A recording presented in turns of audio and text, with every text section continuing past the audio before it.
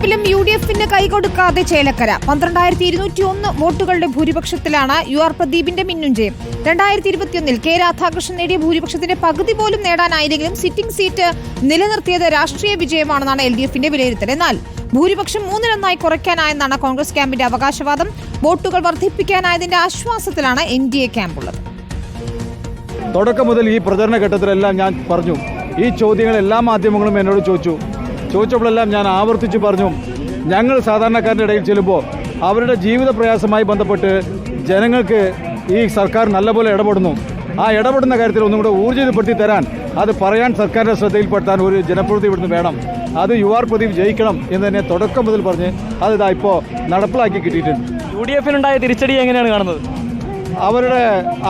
അവർ മനസ്സിലാക്കിയ കാര്യമാണ്. ഇത്ര നുണകൾ പറഞ്ഞും വർഗീയ പ്രചരണങ്ങളും അപവാദ പ്രചരണങ്ങളെല്ലാം നടത്തുന്നത് നിർത്തിയാൽ കോൺഗ്രസ് ഒരുപക്ഷെ രക്ഷപ്പെട്ടു എന്ന് വരും. ഈ അൻവറിന്റെ പാർട്ടിയുടെ സാന്നിധ്യം ഇവിടെ ഉണ്ടായിരുന്നു, അത് വലിയൊരു വോട്ട് നേടും, സർക്കാരിനെതിരായ വികാരം അവർക്ക് വോട്ടായി മാറുമെന്നൊക്കെ വലിയ അവകാശവാദം ഉണ്ടായിരുന്നു ആദ്യഘട്ടത്തിൽ. അത് നമ്മൾ കണ്ടില്ല. ഇപ്പോൾ ഓരോരുത്തർ വാടകയ്ക്ക് നാവ് എടുത്തിട്ടാണ് ഈ സർക്കാരിനെതിരായിട്ടുള്ള ആയുധമായിട്ട് വന്നേരുത്. അത് ജനം ഇപ്പോൾ മറുപടി കൊടുത്തു. ഇതിനപ്പുറം ഞാൻ വേറെ ഒന്നും പറയുന്നില്ല. ചേലക്കരയിൽ ഒരു നല്ല രാഷ്ട്രീയ പോരാട്ടം നടത്താൻ സാധിച്ചു എന്നുള്ളത് തന്നെയാണ് ഇതിൽ നിന്ന് മനസ്സിലാക്കാൻ എല്ലാവർക്കും. നല്ലൊരു രാഷ്ട്രീയ പോരാട്ടം കാഴ്ചവെക്കാൻ സാധിച്ചിട്ടുണ്ട്. തെരഞ്ഞെടുപ്പ് പ്രവർത്തനത്തിനകത്തൊന്നും ഒരു വീഴ്ചയുണ്ടായിട്ടില്ല. കൃത്യമായിട്ടുള്ള ഒരു ഷെഡ്യൂളിൽ തന്നെയായിരുന്നു തെരഞ്ഞെടുപ്പ് പ്രവർത്തനം. 2021 ഇടതുപക്ഷത്തിനുണ്ടായിരുന്ന ഒരു 40,000-ഓളം വോട്ടിനകത്ത് 1/3 മാത്രമേ ഇടതുപക്ഷത്തിന് ഇത്തവണ നേടാൻ സാധിച്ചിട്ടുള്ളൂ. അർജുൻ മട്ടന്നൂർ നൽകും വിവരങ്ങൾ. അർജുൻ, നല്ല വിജയമാണ് UR പ്രദീപ് നേടിയത്. പക്ഷേ കഴിഞ്ഞ തവണത്തേക്കാൾ ഭൂരിപക്ഷം വലിയ രീതിയിൽ കുറഞ്ഞിട്ടുണ്ട് LDFിന്റെ. ഞെട്ടലിൽ തന്നെയാണ് കോൺഗ്രസ് ക്യാമ്പുള്ളത്. കാരണം ഇഞ്ചോടിഞ്ച് പോരാട്ടത്തിനൊടുവിൽ വിജയം നേടാനാകും എന്നൊരു പ്രതീക്ഷ കോൺഗ്രസ് ക്യാമ്പിനും ഉണ്ടായിരുന്നു.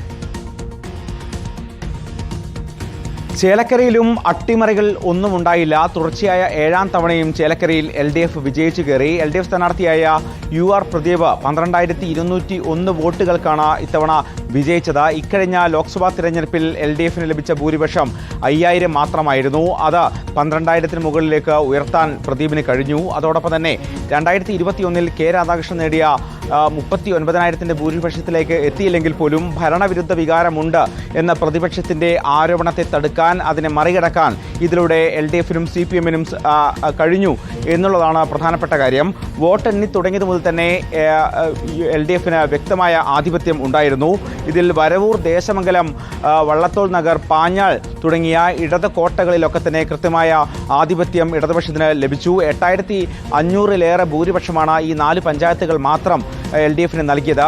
അത് 9 പഞ്ചായത്തുകളിലും കൃത്യമായി LDF സ്ഥാനാർത്ഥിക്ക് മുന്നേറാൻ കഴിഞ്ഞു. ഒരിടത്തു പോലും UDF സ്ഥാനാർത്ഥിക്ക് രമ്യ ഹരിദാസിന് മുൻതൂക്കമുണ്ടാക്കാൻ കഴിഞ്ഞിട്ടില്ല എന്നതും ശ്രദ്ധേയമാണ്. മാത്രവുമല്ല, ഇത്തവണ BJPയും കാര്യമായ മുന്നേറ്റമുണ്ടാക്കി. ഇക്കഴിഞ്ഞ ലോക്സഭാ തിരഞ്ഞെടുപ്പിനെ അപേക്ഷിച്ച് 5,000-ഓളം വോട്ടുകളാണ് അവർ വർദ്ധിപ്പിച്ചത്. കഴിഞ്ഞ നിയമസഭാ തിരഞ്ഞെടുപ്പിനേക്കാൾ 10,000-ഓളം വോട്ട് വർദ്ധിപ്പിക്കാൻ കഴിഞ്ഞു. മണ്ഡലത്തിലെ സുപരിചിതനായ കെ ബാലകൃഷ്ണനാണ് ചേലക്കരയിൽ മത്സരിച്ചത്. എന്തായാലും തിരുവില്ലാമല പഞ്ചായത്തിൽ BJP 2ാം സ്ഥാനത്ത് എത്തുകയും ചെയ്തു. ആശ്വാസത്തിലാണ് BJP ക്യാമ്പുള്ളത്. പക്ഷേ 7ാം തവണയും ജയിച്ചു കയറി LDF അവിടെ കോട്ട കാത്തിരിക്കുന്നു എന്നത് തന്നെയാണ്.